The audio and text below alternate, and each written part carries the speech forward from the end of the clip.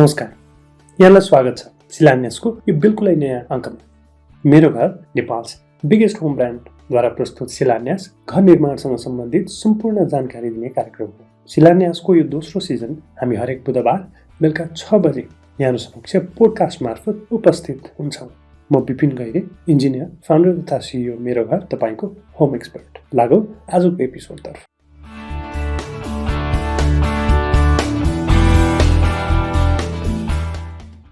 आजको अङ्कमा हामी घर बनाउँदाखेरि घरलाई फिनिसिङ गर्न अर्थात् रङरोगन, झ्याल ढोका, बत्ती, प्लम्बिङ इत्यादि काममा कति कस्ट खर्च हुन्छ, कसरी एस्टिमेट गर्ने र त्यो कस्टलाई आफ्नो बजेटभित्र राख्नलाई के गर्ने भन्नेमा कुरा गर्छौँ। How to estimate and keep your finishing costs in hand. आजको एपिसोड घरको स्ट्रक्चरमा कति खर्च हुन्छ, कङ्क्रिट, वाल, प्लास्टर, कोरा मसिनो इत्यादि गर्नलाई कति खर्च हुन्छ भन्ने बारेमा हामीले अघिल्लो सिजनमा हामीले एउटा अङ्क तयार पारेका छौँ। हामीले लिङ्क पनि तल दिएका छौँ, त्यो लिङ्कमा गएर सुन्न सक्नुहुन्छ। भने यो एपिसोडमा चाहिँ हामी फिनिसिङको बारेमा मात्रै कुरा गर्छौँ। आजको एपिसोडमा हामीले कस्टको रेफरेन्स लिनको लागि एउटा 2.5 तलाको घर, 2.5 तलाको आरसिसी घरको एस्टिमेट गरेका छौँ। तपाईँको घर 1 तलाको होस्, 2 तलाको होस् अथवा त्योभन्दा ठुलो होस्, हामीले सजिलोको लागि प्रतिशतमा कस्टिङ दिन्छौँ। तपाईँले छिट्टै घर बनाउँदै हुनुहुन्छ भने यो एपिसोड तपाईँको लागि एकदमै महत्त्वपूर्ण हुन्छ र सजिलोको लागि तपाईँले पेन र डायरी लिएर बस्न सक्नुहुन्छ। यी कुराहरू टिप्न पनि सक्नुहुन्छ। अब तपाईँले बनाउने घरको कसरी प्लानिङ गर्ने, बजेट कसरी प्लानिङ गर्ने भन्ने बारेमा तपाईँलाई एकदमै इम्पोर्टेन्ट इन्फर्मेसनहरू तपाईँले थाहा पाउन सक्नुहुन्छ। आजको अङ्क हामी 2टा भागमा प्रस्तुत गर्छौँ। पहिलो फिनिसिङ कस्ट कसरी एस्टिमेट गर्ने र दोस्रो फिनिसिङ कस्टलाई कसरी नियन्त्रणमा राख्ने अथवा कसरी एस्टिमेटेड फिनिसिङ कस्टमा हाम्रो काम सक्ने। लागौ आजको एपिसोडतर्फ। फिनिसिङ कस्ट कसरी क्याल्कुलेट गर्ने। हामीले एउटा घर बनाउँदाखेरि फिनिसिङ गर्नुपर्ने सम्पूर्ण शीर्षकहरूमा के कति खर्च लाग्छ भन्ने बारेमा कुरा गर्छौँ। फिनिसिङ एकदमै भेरिएबल हुन्छ। बजारमा हामीले भराइटीका फिनिसिङ सामान पाउन सक्छौँ। जस्तै फर इक्जाम्पल रङको कस्ट 100 रुपियाँ पनि हुनसक्छ, 1000 रुपियाँ पनि हुनसक्छ, डिपेन्डिङ अन द क्वालिटी अनि ब्रान्ड तपाईँले कुन युज गर्नुहुन्छ। त्यस्तै एउटा कमोड तपाईँले युज गर्ने कमोड 5000 10,000मा पनि कमोड आउँछ भने 2 लाख 5 लाख पनि पर्छ।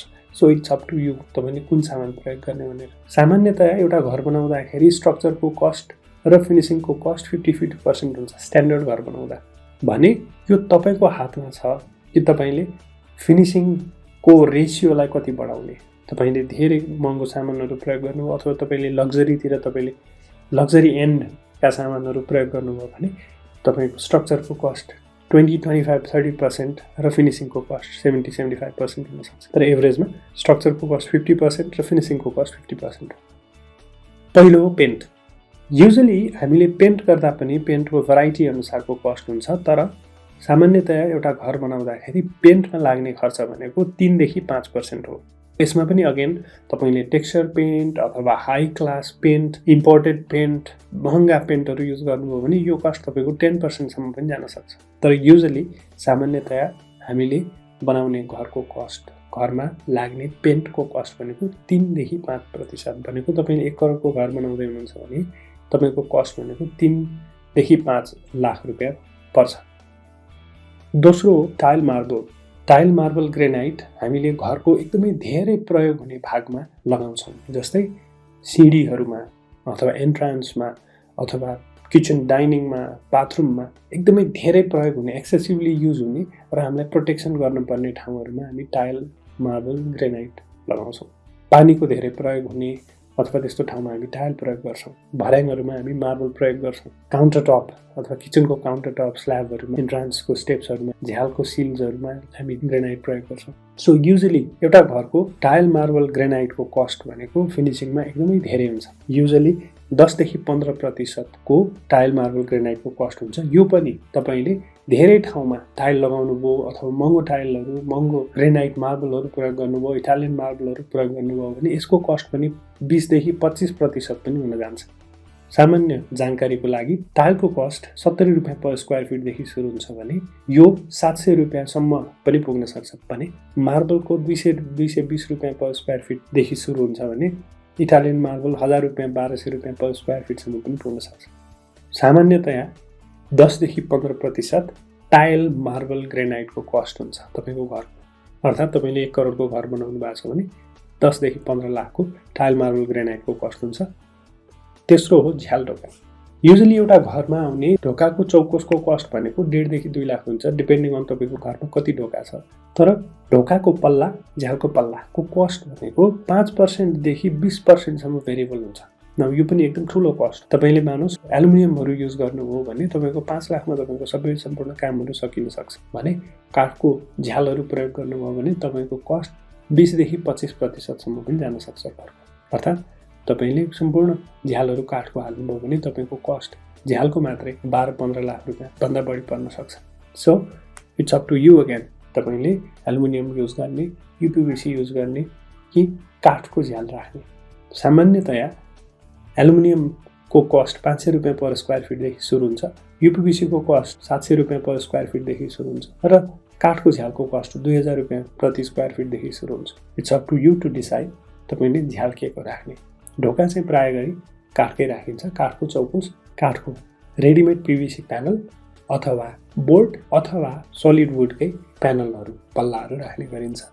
चौथो हो बत्ती। तपाईँले 1 करोडको घर बनाउँदै हुनुहुन्छ भने 3 लाखदेखि 5 लाख रुपियाँ तपाईँको बत्तीको कस्ट हुन्छ। अगेन यसमा पनि तपाईँको धेरै भेरिएबल हुन्छ। तपाईँले कस्ट 3 लाखमा गर्न सक्नुहुन्छ भने त्यही कस्टलाई तानेर तपाईँले 8-10 लाख पुर्याउन सक्नुहुन्छ। It's up to you. बत्तीको कस्ट 3 देखि 5% हुन्छ। पाँचौं हो स्यानिटरी। स्यानिटरी अर्थात् धारा, कमोड, फिक्चर्सहरू, फसेट्सहरू। यो पनि एकदमै धेरै कस्ट आउने विषय हो। तपाईँको घरमा कति बाथरुमहरू छन्, कतिवटा किचन छन्, कुन कुन साइडमा कतिवटा वाटर ट्याङ्क राख्नु भएको छ, कतिवटा रिजर्भायर ट्याङ्क छ, ती सबै कुराले डिटरमाइन गर्छ। तर युजली तपाईँको घरको स्यानिटरी, प्लम्बिङ स्यानिटरीको कस्ट भनेको एभरेजमा 10% हुन्छ। अगेन तपाईँले कस्ट त्यसलाई कम गरेर 7.5%मा झार्ने अथवा त्यसलाई 20%मा पुर्याउने तपाईँको हातमा हुन्छ। एउटै कमोड मैले अघि पनि भने 10,000मा नि पाइन्छ, 2 लाख पनि पर्छ। It's up to you again which to choose. छैटौँ हो फलामको काम अथवा ग्रिल, गेट, रेलिङहरू हो। यसको कस्ट भनेको तपाईँको 3 देखि 5% नै हुन्छ। घरमा कति हाम्रो रेलिङहरू छ, बाउन्ड्री वाल कति छ, झ्यालमा ग्रिल राख्ने कि नराख्ने, कस्तो ग्रिल राख्ने, सो ती सम्पूर्ण कुराहरूमा डिपेन्ड गर्छ। तपाईँको घरमा फलामको काम डन्डीको काम होइन, कङ्क्रिटको डन्डीको काम बाहेकका फलामका कामहरू जस्तै भर्याङ बनाउनु पर्यो, ग्रिल बनाउनु पर्यो, रेलिङ बनाउनु पर्यो, ती सम्पूर्णको कामहरू 3 देखि 5 लाख रुपियाँ लाग्छ 1 करोडको घरमा। यो बाहेक मिसलेनियस कस्टहरू आउँछ जुन तपाईँले फ्रिक्वेन्टली गर्नुपर्छ। त्यसको लागि तपाईँले लगभग 3 देखि 5% छुट्याउनुपर्छ। मिसलेनियस कस्ट भनेको टुटफुट कुराहरू अथवा छुटेका सानसाना कुराहरूको लागि 3 देखि 5% तपाईँले छुट्याउनुपर्छ फिनिसिङमा। अब दोस्रो भागमा लागौँ। अब तपाईँले तपाईँको फिनिसिङ कस्टलाई कसरी आफ्नो हातबाट फुत्किन नदिने अथवा तपाईँको एस्टिमेट भित्रै राख्ने, त्यो कुरा गरौँ। हामीले सुरुदेखि डिस्कस गर्यौँ फिनिसिङ भनेको एकदमै भेरिएबल चिज हो र तपाईँले तपाईँको आफ्नो एस्टिमेटेड बजेटभित्र सक्ने कि अथवा त्यो एस्टिमेटेड बजेटको डबल खर्च गर्ने कि अथवा 3 टाइम्स खर्च गरेर सक्ड हुने, it's up to you. So के कुराहरूमा ध्यान दिनुपर्छ so that we can control the cost, finishing cost. पहिलो तपाईँले पहिले नै घर बनाउनुभन्दा पहिले नै तपाईँले फिनिसिङको क्वालिटी अथवा फिनिसिङको सामान मैले कस्तो राख्छु भन्ने कुरा पहिले नै निर्णय गर्नु पर्यो। जस्तै तपाईँले फिनिसिङ, तपाईँलाई बजेट कन्स्ट्रेन्ट छ भने तपाईँले लो फिनिसिङ सामानहरू प्रयोग गर्नु, लो कस्टको फिनिसिङ सामानहरू प्रयोग गर्न सक्नुहुन्छ। होइन म चाहिँ मिडियम कस्टको चाहिँ फिनिसिङ सामानहरू प्रयोग गर्छु अथवा म एकदम लग्जरी अथवा हाई एन्डको फिनिसिङ सामानहरू प्रयोग गर्छु, पहिले नै डिटरमाइन गर्नुहोस्। किनभने यो पछि चेन्ज गर्नुभयो भने तपाईँलाई पोस्ट कन्स्ट्रक्सन सक लाग्न सक्छ, तपाईँको बजेट धेरै नै एक्सिड हुन सक्छ। सो सबभन्दा पहिला तपाईँले लो, मिडियम, हाई कस्तो फिनिसिङको सामानहरू प्रयोग गर्ने हो डिपेन्डिङ अन यो बजेट एन्ड चोइस तपाईँले फिक्स गर्नु पर्यो। भन्दा पहिलो र एकदमै इम्पोर्टेन्ट कुरा, यु टु फिक्स तपाईँलाई कस्तो खालको सामान प्रयोग गर्ने हो, कस्तो क्वालिटीको सामान प्रयोग गर्ने हो। दोस्रो, अलवेज एस्टिमेट बिफोर ह्यान्ड। तपाईँको प्राविधिकलाई, इन्जिनियर, आर्किटेक्टलाई भनेर तपाईँले पहिले नै कम्प्लिट एस्टिमेसन गर्नुहोस्। मलाई टाइल कतिको लाग्छ, कुन ठाउँमा पेन्ट लगाउने, कुन ठाउँमा कस्तो पेन्ट लगाउने, कुन ठाउँमा सस्तो पेन्ट लगाउने, कुन ठाउँमा महँगो पेन्ट लगाउने, कुन ठाउँमा वाटरप्रुफिङ पेन्ट लगाउने, कुन ठाउँमा वेदर कोट लगाउने, कुन ठाउँमा टेक्सचर पेन्ट गर्ने नगर्ने, कुन ठाउँमा पेन्ट नै नगर्ने, काठको रेलिङ लगाउने कि स्टिलको रेलिङ लगाउने, झ्याल के को लगाउने, कति क्वान्टिटी चाहिन्छ, त्यो पहिले नै तपाईँले एस्टिमेट गर्नुपर्छ तपाईँको प्राविधिकको सहयोग लिएर।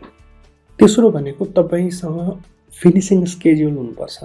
भन्नाले तपाईँले कुन ठाउँमा के फिनिसिङ सामान प्रयोग गर्ने हो त्यो अलरेडी तपाईँको ड्रइङमा हुनुपर्छ।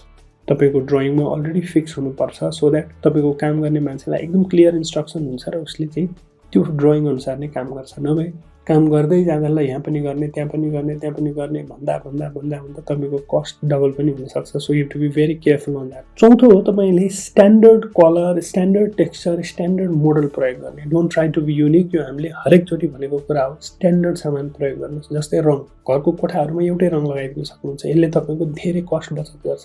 र हरेक वालमा हामीले देख्छौँ कहिलेकाहीँ 4वटा वालमा 4वटा डिफ्रेन्ट कलर लगाउने चलन छ। हो, you can fantasize on that, तर at the price of your budget. So त्यस्तै कमोड पनि हरेक बाथरुममा एउटै कमोड चुज गरिदिनुहोस्। अथवा बजारमा रेडिली अभाइलेबल कुन छ, कुन चाहिँको बढी वारेन्टी र प्राइस राम्रो छ र सबैले धेरै कुन चाहिँ प्रयोग गरेका छन् त्यही चाहिँ प्रयोग गर्नु भएको छ। स्ट्यान्डर्डाइज टाइल पनि सबै कोठामा सबैले एउटै टाइल लगाउनुहोस्। सबै बाथरुमहरूमा एउटै टाइल लगाउनुहोस्। ग्रेनाइट एउटै लगाउनुहोस्। यसले तपाईँको कस्ट एकदम बचत हुन्छ।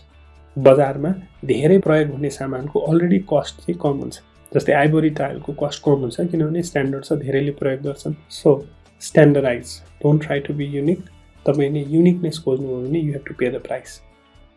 5औं हो don't get driven. Yes, don't get tempted and don't get driven. भोलि फिनिसिङ गर्दै जाँदाखेरि, पसलमा जाँदाखेरि अनेक थरी सामानहरू देख्नुहुन्छ किनभने एकचोटि घर बनाउँदैछ खर्च गरौँ भनेर हुँदैन। सो टेम्पटेसन एकदमै धेरै हुन्छ। तपाईँले बजारमा फिनिसिङको सामान हेर्न जाँदाखेरि धेरै अनेक थरीका एकदम महँगा सामानहरू पनि तपाईँले देख्नुहुन्छ। तर you have to stick to your plan.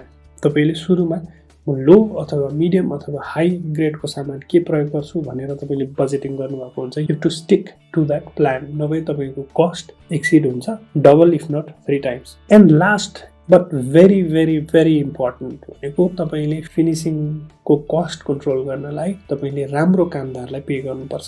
तपाईँको इलेक्ट्रिसियन, तपाईँको प्लम्बर, तपाईँको पेन्टर, तपाईँको टाइल, मार्बल, ग्रेनाइटको मिस्त्री, these 4 things are very important. यिनीहरूलाई तपाईँले राम्रो पे गर्नुहोस्। सस्तो नखोज्नुहोस्। सस्तो खोज्नुभयो भने तपाईँको सामान पनि धेरै खर्च हुन्छ र फिनिसिङ पनि आउँदैन, पछि दुःख पनि पाइन्छ। बजारमा एउटै काम गर्ने, लेट्स से टाइलकै काम गर्ने 25 रुपियाँ पर स्क्वायर फिट पनि पाइन्छ, 60 रुपियाँ पर स्क्वायर फिट पनि पाइन्छ। तपाईँले आइडियल भएर चुज गर्नुहोस् र राम्रो काम गर्ने मान्छे चुज गर्नुहोस्। यसले ओके काम गर्ने मान्छेलाई राम्रो प्राइस तपाईँले दिनु पर्ला, तर यसले तपाईँको मटेरियलमा सेभ हुन्छ र मेन्टेनेन्स पछि फ्युचरमा आउने कस्ट, मेन्टेनेन्स कस्टमा सेभ हुन्छ। हो, you have to pay and choose expert worker अथवा मिस्त्री तपाईँले चाहिँ चुज गर्नु पर्यो।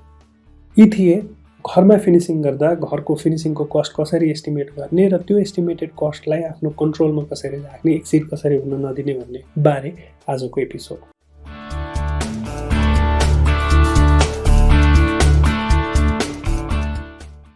आगामी एपिसोडमा घरबारे यस्तै जानकारी लिएर आउनेछौँ। केही सल्लाह सुझाव भएमा हामीलाई लेख्नुहोला। मलाई सिधै लेख्न सक्नुहुन्छ bipin@meroghar.com मा। सुनिदिनु भयो, धेरै धेरै धन्यवाद।